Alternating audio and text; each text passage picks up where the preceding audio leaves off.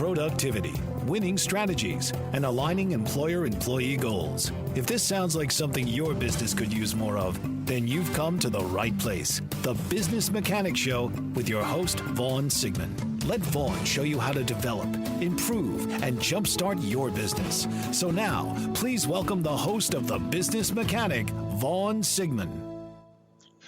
Welcome to the Business Mechanic Show. This is your host, Vaughn Sigmund.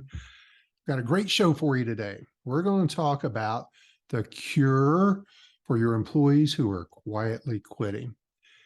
Can't believe I haven't introduced this one, as it's taken me a while to get around to this for whatever reason, but this whole catchword today around quiet quitting has gotten pretty viral out there. The trend towards quiet quitting, the idea is spreading virally on social media. Millions of likes and shares and videos are out there about it. And it's about all these people who are not going above and beyond at work and just meeting the bare minimum of their job description.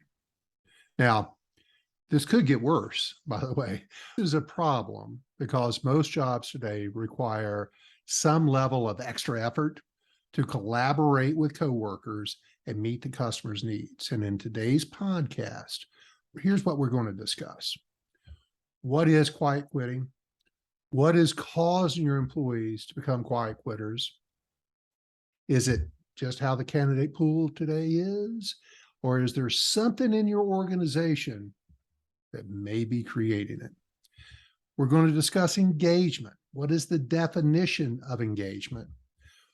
And what, why, and how to improve it, thus improving your quiet quitters. And of course, we're going to talk about what the cure for having quiet quitters is on your team.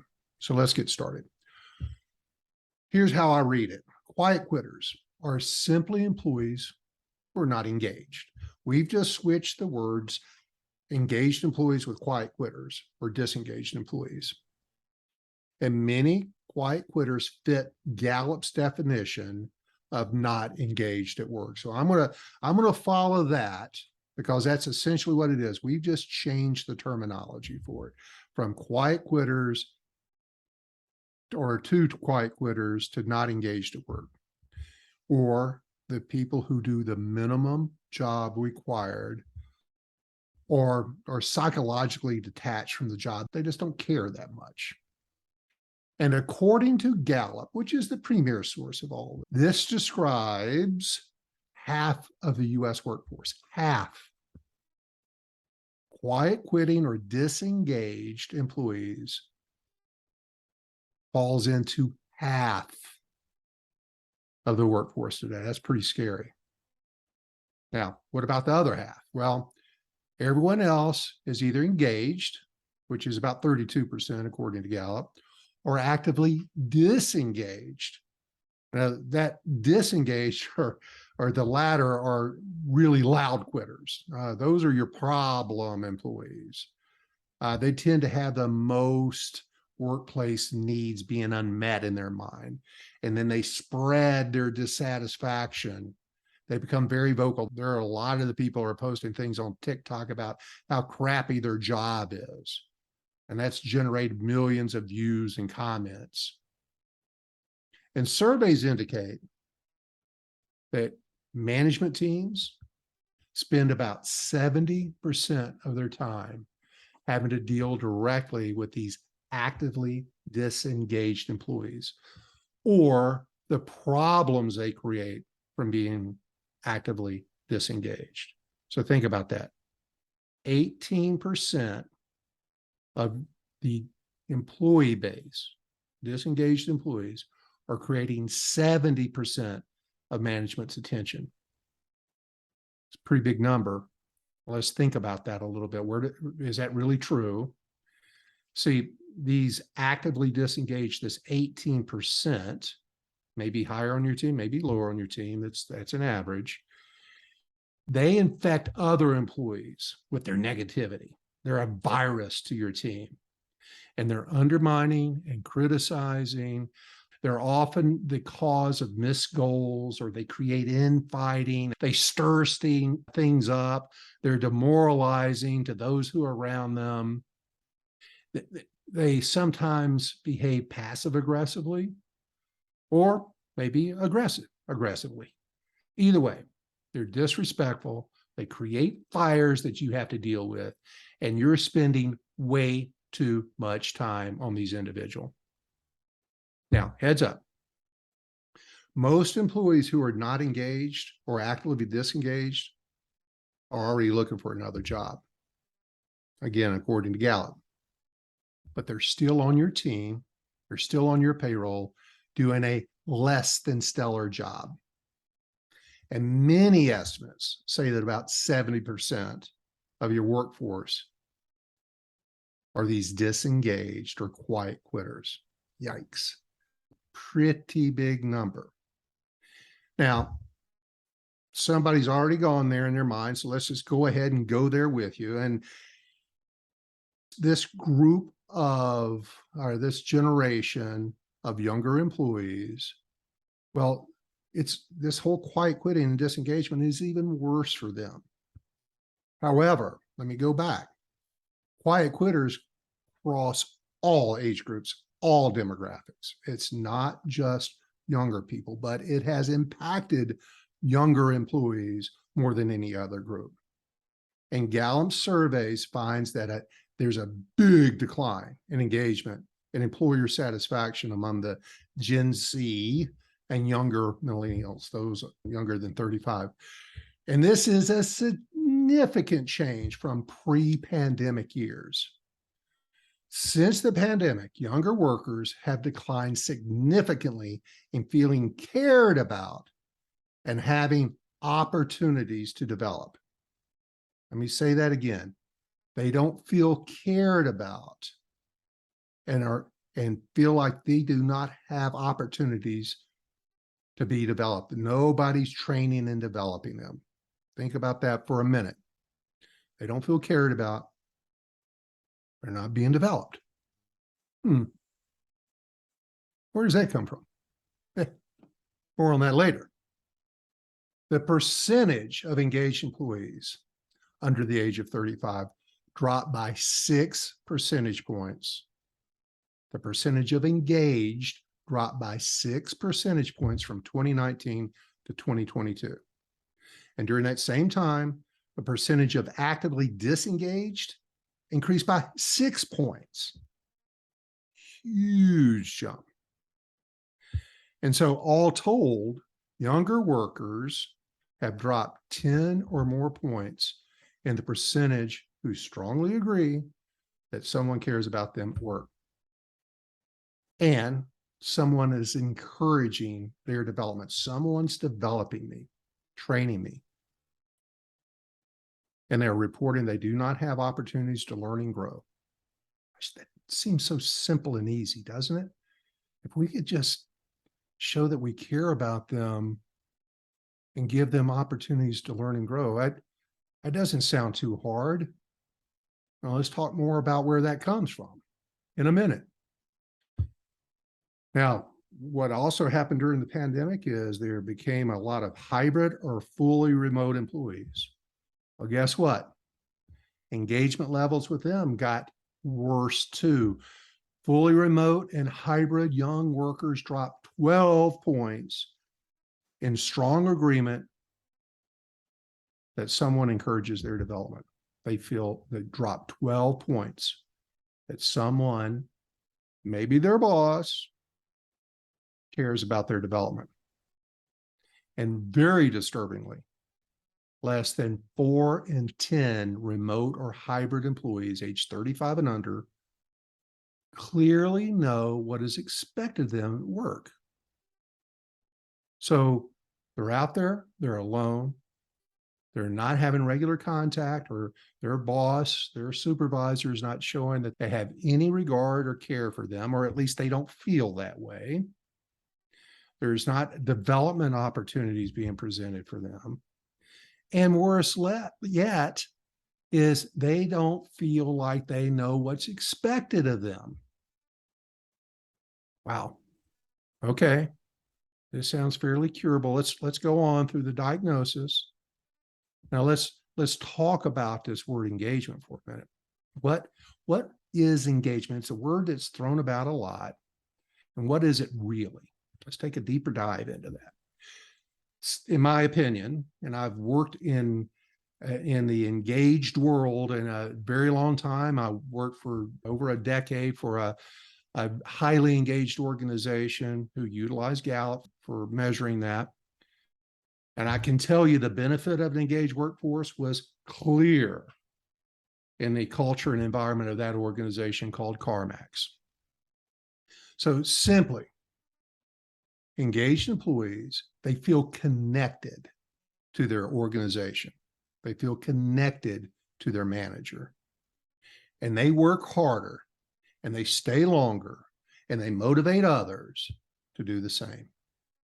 And I saw that at work for years and years and years with a highly engaged workforce. Doesn't mean everybody was engaged. We had our problems too. But the predominance of our employee base of, gosh, it was about 20,000 employees. I was responsible for about 3,000 of those. Well, it affects positively to just about every important aspect of the organization, including profitability, revenue, customer experience, turnover, and many, many more things. Engaged is very positive. Disengaged, it becomes more of a challenge. And you know on your team or teams who is or isn't engaged.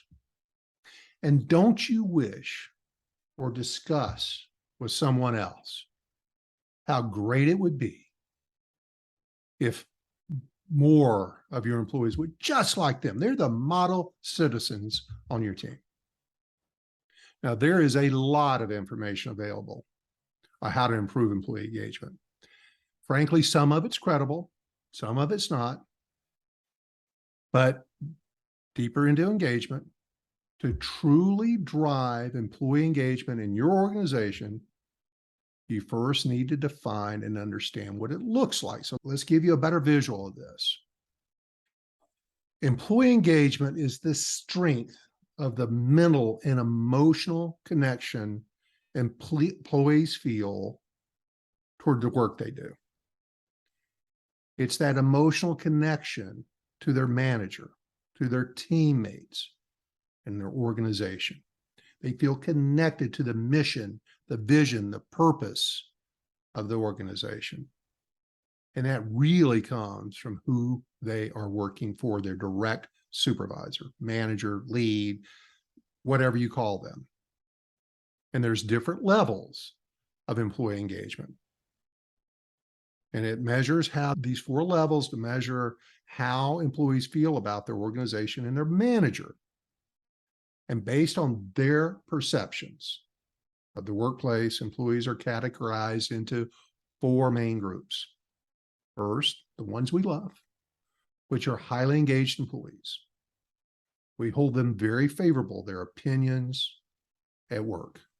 When employees feel connected to their teams, they love their jobs, they have positive feelings about the organization, about their manager, and they're going to stay put, and they're going to put in that extra effort to help your organization succeed. So let me pause and ask a question. Are engaged employees naturally engaged? Meaning I could pick them up and drop them into another company and they'd be equally as engaged the same way they are for you right now? Or is their engagement level right now created by your organization or their supervisor? And that right there is the key point of today's podcast. More on that later. The next category, the second category, are moderately engaged employees. They see the organization in a moderately favorable light. They like their company, but see opportunities for improvement. These employees are less likely to ask for more responsibility. They may at times underperform. There is something about the organization or their job that holds them back from full engagement. In other words, these employees are on the cusp. They could go either way. They could go to highly engaged or they could go to disengaged, which is where your quiet quitters reside. But how is that controlled? What would sway them one way or the other? Who controls that and what controls that? We'll talk about it. Barely engaged employees. Barely engaged employees feel indifferent toward their company and boss. They don't care. They're ambivalent. And they usually lack motivation for their position, what they do. And they do only as much as they can to not get fired, to just get by. And by the way, these barely engaged employees are researching for other jobs. They're constantly looking for a new job. And they're a very high turnover risk. And for sure, these are your quiet quitters. Disengaged employees. They have a very negative opinion of the place that they work. They're completely disconnected or oblivious to the mission and vision and purpose of the company. They don't buy into the goals, may not even pay attention to the goals. And they could care less about the future of the organization. They certainly lack the commitment to their position and responsibility. And it's important to understand how to handle these disengaged employees, because it is very difficult that once they get to this fourth level, they ever bring them back. And they're creating negative perceptions throughout your organization. They impact the productivity of all those around them. And this group is not quietly quitting. They're loudly quitting. See, they're your disruptors. They're your problem child. They're your problem employees. And they're the employees that you have to spend a lot of additional time with due to their lack of productivity, their lack of accuracy, poor follow through, or the fires or the problems, the challenges they create, either for you or their fellow employees. And these folks have to go.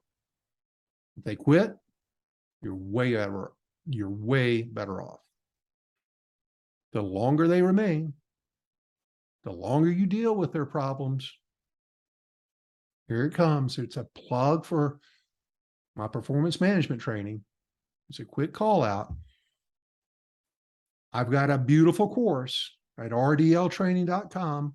It's called Performance Management That Works. It's an online training course. The links to it are in the show notes. Check it out, because that is the cure for getting these very loud quitters, these highly disengaged problem employees out of your system as quickly as possible. It also provides you the ability that before these employees are on the cusp, they fall to the negative side, to prevent that. Performance management works at rdltraining.com. Check it out. It is the cure. It is the cure. And I'm going to explain why it is shortly. Now, I think it's also important during this discussion to talk about employee happiness. Some leaders, some organizations may wonder how to keep employees happy. While that's important, happiness is not the same as engagement. Two separate things. Happy employee says nothing about how invested your employees are in the company and the team, what you're doing. It says nothing. It drives nothing to how hard they work on behalf of the organization. See, happiness is short term. It's a rapidly changing measurement. For example, and it's an example I really want to make, An employee may feel temporarily happy from getting a raise. However, short term, they're likely to sink back into some level of disengagement if the manager, if the company is not doing something to actively engage them. And that comes with proper leadership actions. And the point of all this, why I call out the raise part, is there is no silver bullet to fixing employee engagement. It's not a silver bullet. It's work.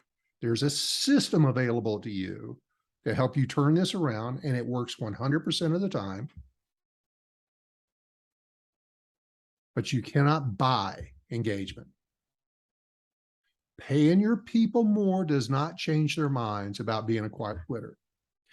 They may be happy for a month. They may sprint and do a good job for about 30 days, but they lose that momentum. So lose the thought that if I just pay people more, I can buy engagement. It doesn't work. It's never worked. It's never going to work. You cannot throw money at the problem. Paying people more does not save them from being quiet quitters or disengaged employees. Does it? So let's talk more about engagement. Because engagement, I can't remember, it's not short term, it's long term. And that's the deep long-term engagement, long-term connection to your organization. It focuses on the employee's connection with their boss, with their company, on their own well-being. And the business case for employee engagement is huge. See, when employees are engaged, and I know the difference. I've worked for highly engaged organizations in my career, and I worked for highly disengaged companies in my career, frankly, and they were horrible to work for. But let me tell you, the disengaged company had no idea, and they were putting zero effort into changing anything. They did not either understand or care about the value of driving employee engagement. When I switched careers and went to work for a company that was very committed to an engaged workforce, it was the difference of night and day. Changed my leadership perspective dramatically. Because when employees are engaged, their discretionary effort goes way up. They want to go above and beyond the basic requirements of the job. And when leaders and managers channel that energy in the right direction, employee engagement impacts a host of business outcomes. But what engages employees versus disengages them? So an engaged workforce, well, you get increased productivity, as I've mentioned before. In fact, engaged employees are 17%, again, according to Gallup, 17% more productive than their peers. They're more likely to work diligently and expend this discretionary effort in their jobs. And it is my case to state to you today that you can create these engaged employees. You can. Not all of them, but many more than you currently have today. It also, when they are engaged, they stick around, like I mentioned earlier. You have less turnover, and turnover is expensive. It's a pain in the butt for searching, training, interviewing, taking a crapshoot on who you're hiring. Because engaged employees, they're not looking for someplace else to work. They're far less likely to turn over because they know they're being recognized for their contributions. Who controls that? They see opportunities for professional growth and career development.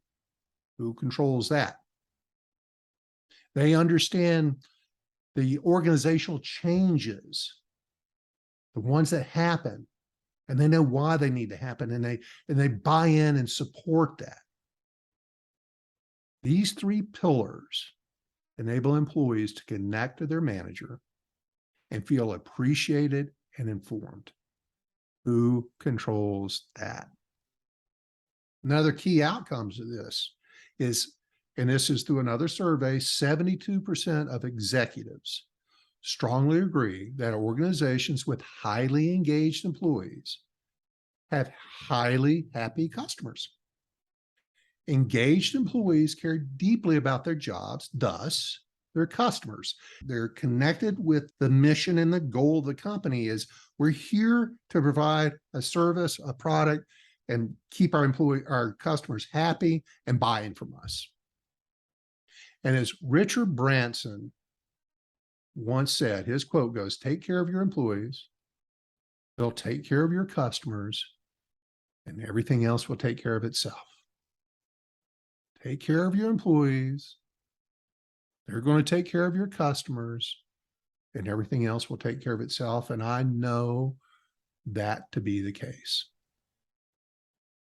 Do you have trouble with your employees being frequently late or absent? A lot of companies do. In fact, I've never seen it as bad as it is right now. But when employees are engaged and they're committed to the mission of the company, they're going to show up. In fact, statistics show that highly engaged workplaces see 41% lower absenteeism. Think about that, 41% less call-outs. Wow. That's the case. And if you have employees who miss a lot of work, there's your quiet quitters. Those are your disengaged employees. And if you're a company that safety is a big issue, most companies have some need to control worker safety. Well, engaged employee workplaces, well, they're more aware of their surroundings. They focus on the task at hand, and they have 70% fewer workplace safety incidents. Wow. That's big. Think about what that does to your workers' comp. So let's talk about solving the quiet quitting crisis. What's the cure? We're finally here. I've led you up to this. It's clear that quiet quitting is a symptom, to me anyway, it's a symptom of unknowing and untrained management. But before we even go any deeper into that, let's talk about engagement at the management level. Because this is scary too, employers. Only 1 in 3 managers report that they're engaged at work. So if you have disengaged managers, what are the employees going to be? It's pretty critical. But I can tell you, and I've said it in previous podcasts, many senior leaders are terrible at giving their managers feedback, regular feedback. Senior leadership needs to reskill themselves to win the managers over, to win in a new hybrid environment. Managers must learn how to have conversations to help employees reduce disengagement and burnout. You got to train them. Only managers are in a position to know your employees as individuals, their life, their situations, that employee's strengths, their goals. Let me tell you a quick story. This is a true story. I was hired by a company to come in and train their new management team. And as many of you have followed me in the past know that most management training consists of trial and error. And fortunately, the president of this organization recognized that trial and error was not working for them. He had a brand new group of managers, and things were not going well for them. He found me, brought me in to work on the results-driven leadership management training. And I think it was maybe in the second or third session I'd had with the management team. And the exercise during this was we're going to talk about your challenging employees, your employee problems. Bring one challenge, bring your story. Let's talk about, and my purpose of that discussion was let's go upstream and find out where it came from. I didn't tell them that. I just wanted to bring the challenge to me. And then we're going to unpack that challenge and figure out how the individual who brought that challenge, the manager who brought that challenge, may have had some ownership, creation of that challenge. So one manager, comes her time, she starts talking about her problem employee. And I don't remember his name, frankly, but I think it was Kevin. I guarantee you Kevin's not listening to this. And she starts telling me about Kevin. So she had to give Kevin a write-up. And the write-up was because Kevin had made some big mistake. And when she delivered this write-up, it did not go well. Kevin reacted very negatively.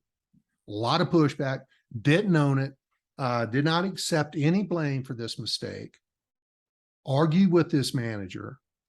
It got a little heated, and she wanted to know how to fix that.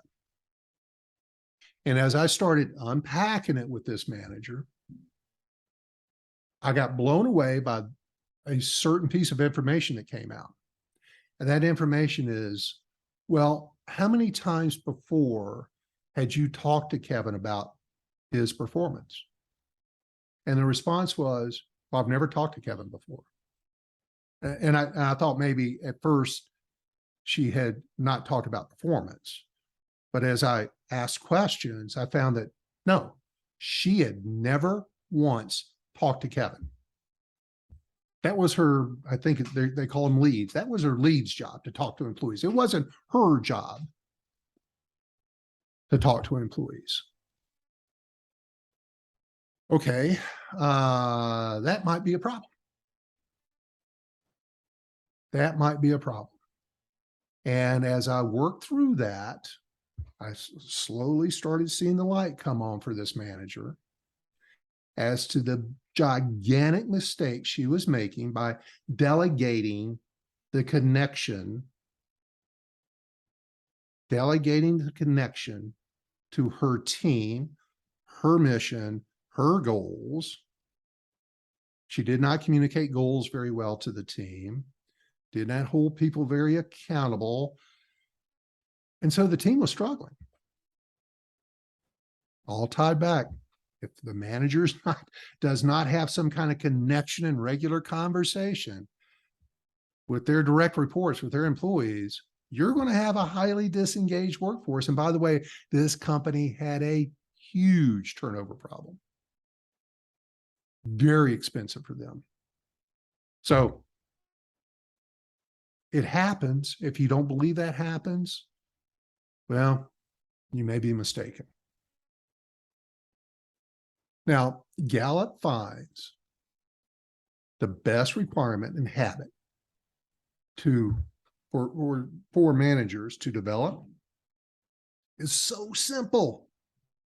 It's so simple, and it's zero cost. Zero cost, but it does require some training.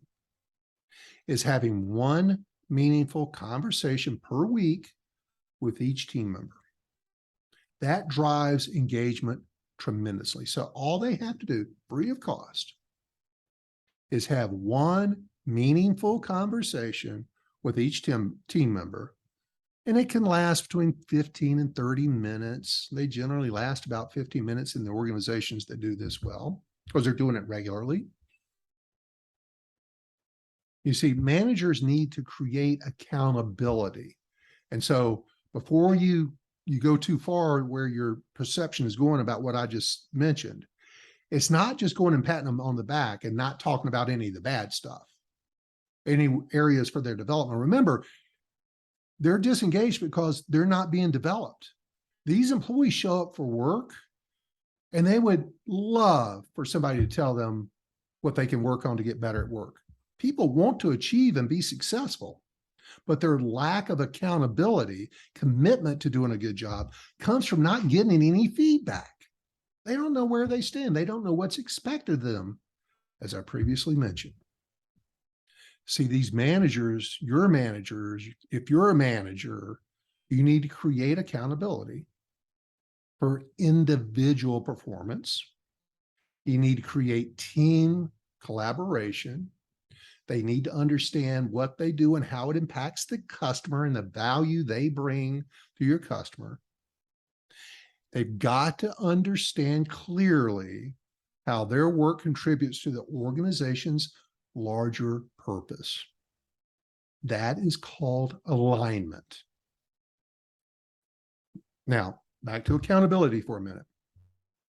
Managers who are a driving need to be liked will likely have quiet quitters, because being liked is not a great management skill set. Being respected is, but being liked is not a driving force. And you see many unknowing, untrained managers tailor their approaches to their employee base around being popular or being liked. And they think if people like me, they'll do a better job.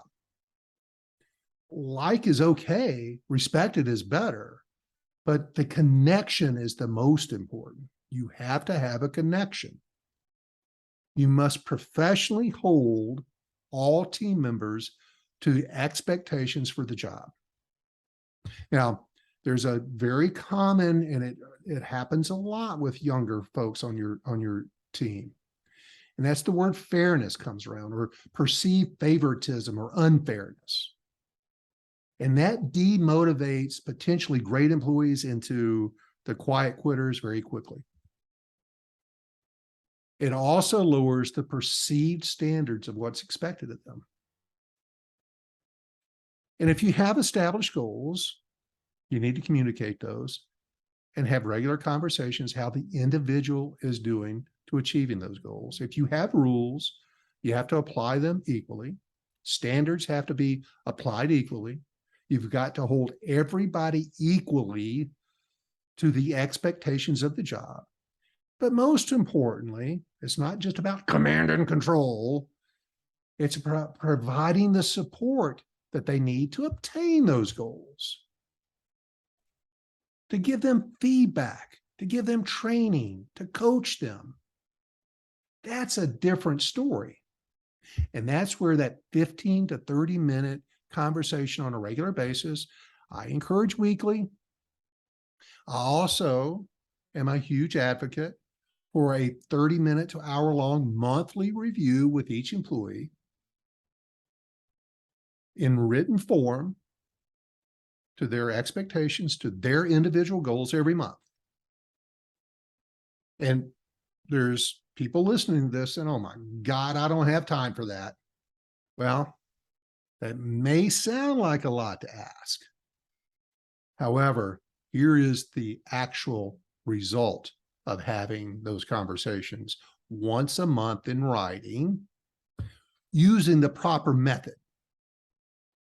Because the time you save by eliminating these quiet quitters or these disengaged employees, these actively disengaged associates that you have, will allow you this time easily. This requires managers to have a program. They've got to be trained for performance discussions and managing and leading. And there's training readily available for this, including on our website, rdltraining.com, Romeo Delta Lima training.com. There's a link to the course below. And think about this. This investment in regular feedback is fire prevention and prevents firefighting. You remember I talked about the 70% of management time that's spent on dealing with problems created by problem employees? That dissipates. It doesn't completely go away. I don't want to oversell this, but it goes way down. And here's the suck of it all. Unknowing, untrained managers create the quiet quitters. They create the quiet quitters. So let's also talk about where else these quiet quitters may come from. Poor hiring skills, poor interviewing skills. Because have we created this quiet quitter or have we hired a quiet quitter? You may have hired someone who is not a good fit for the job, and right off the bat, that's going to be a challenge for you. They may not be a good fit for the job specifically. They may not be a fit for your leadership style. And these poor fits eventually, if not quickly, become quiet quitters. And you have to know how to hire good fits for your company, for that position, your leadership style. You have to have a robust and effective hiring system. Frankly, most companies don't. Why? Never thought about it. They've never been given one. Or even deeper in the cause of quiet quitters, we don't have interview skills. Your managers making hiring decisions have never been taught the proper approach for interviewing. Trial and error again.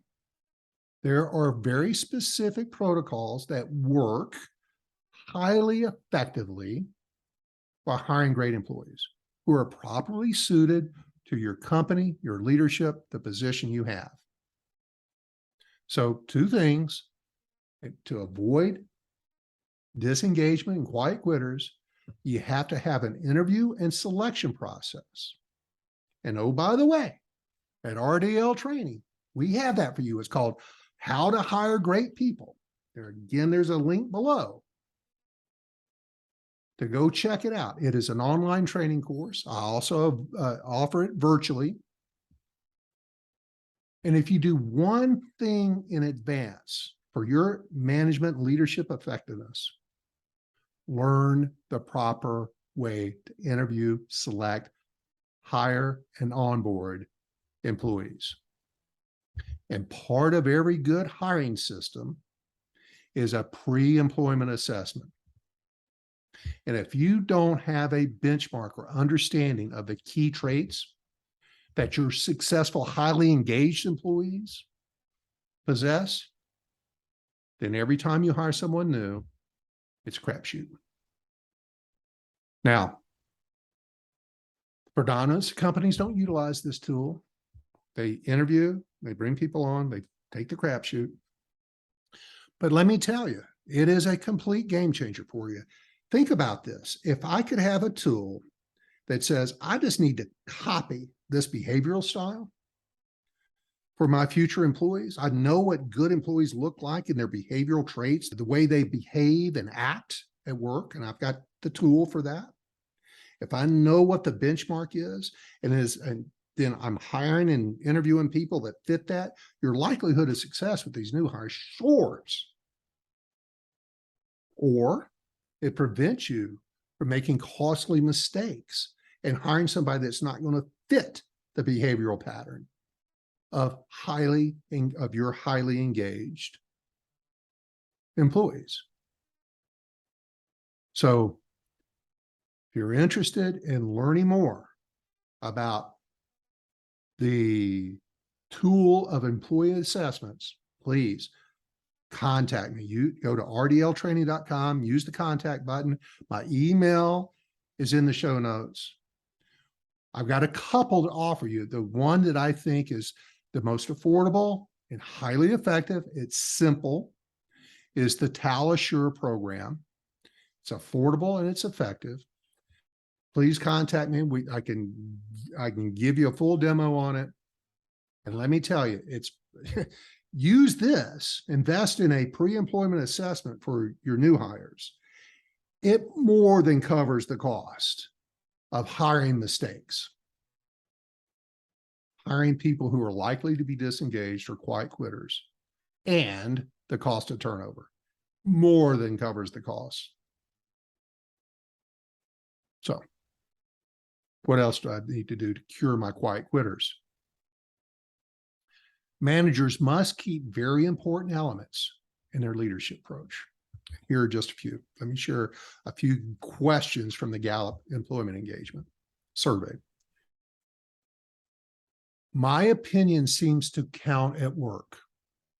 And let me tell you, in all the years that I was responsible for engagement surveys, this one was hard. But it's very easily fixed, truly. It's a training, it's an understanding in leadership that when you're having conversations with employees, that you're not creating monologues, that you create dialogue. Now, last week's podcast was on this very thing, how to have difficult conversations, the ability to create dialogue, avoid your perceptions, avoid going in with a predetermined outcome, and being open and asking questions and getting another side. Let's create this pool of knowledge, because that's where this, my opinion seems to count at work, comes from. Or one of the deepest elements of human need is to be listened to. And unfortunately, a very large portion of our management teams out there do not know that, understand that, haven't been trained on how to listen to people, to ask the right questions. Most importantly, the importance, the effectiveness of changing that one thing about their leadership style. Ask questions first and create a dialogue. Second thing that is essential, this is out of a long list from Gallup, that they need to be positively engaged, is they need to be able to answer this question positively. If I contribute to the organization's success, I know I'll be recognized. Remember that little 15-minute conversation we need to have with every employee every week? All they want to do is know, all they want to know is, does someone know that I'm working hard and getting things done around here? You know, I talk about this in other podcasts. You need to make deposits into the emotional bank account, positive deposits into the emotional bank account. You simply got to catch them doing it right. But most managers spend their time and their observations on catching people doing it wrong. They want to fix what's broken rather than try to encourage what is right. That creates quiet quitters, or it creates highly engaged people if they're getting regular feedback. Catch them doing it right. And if they hear more about what they're doing right than what they're doing wrong, you're likely to have engaged employees. Next question. I see professional growth and career development opportunities for myself here.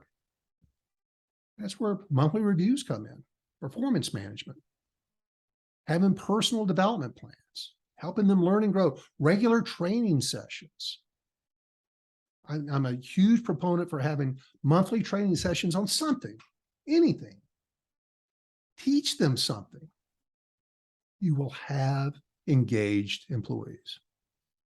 And the last one I'm going to mention, I'm also going to give you access to the whole list. I have the information I need to do my job well, which is processes, reviews, regular training sessions in the right format. Do you have written, documented processes that which you train people off of, that you hold people accountable to? A lot of companies don't. Or if they do, they don't refer to them very often, or they're not easily accessible by the associates in your organization. And if you would like a full list and instructions on how to have proper meetings around engagement, reach out to me. Again, my email is in the show notes. Email me, ask for the Q12 questions, the 12 key engagement points. I'll send you a free version out of my course, How to Create a High Performance Culture. You'll have instructions on it, what questions to ask, and how, more importantly, to improve it. and then to how to check yourself and see if you're actually improving. All right, I'm pretty deep into this. Your head may be spinning at this point. There's so many factors to being an effective leader. I've covered just a thimbleful of them today. But back to curing quiet quitters. I believe I've covered the cure for you today on the key elements of how to have a more engaged workforce, be proactive to preventing quiet quitters in your organization. You and your employee base, your management team, they got to be self-accountable to their actions. These people are created, not born. You've got to be accountable for the future of changing this. If you're interested in having higher productivity, higher profits, better customer service scores, making your job easier, spending way less time on challenges. If you have an HR department, they're going to love this program. So I'm going to wrap it up here. Get your managers training. They must have it to avoid all these byproducts of disengagement, quiet quitting, et cetera, et cetera. Contact us at rdltraining.com. Let's discuss your situation. Let's tailor a program or programs that will solve your quiet quitting, your engagement issues, your management engagement to improve the number and the depth of the challenges your management team has. With that, I'm going to wrap it up. Thanks for listening today. We'll talk to you again next week. Please visit our website. And as always, thanks.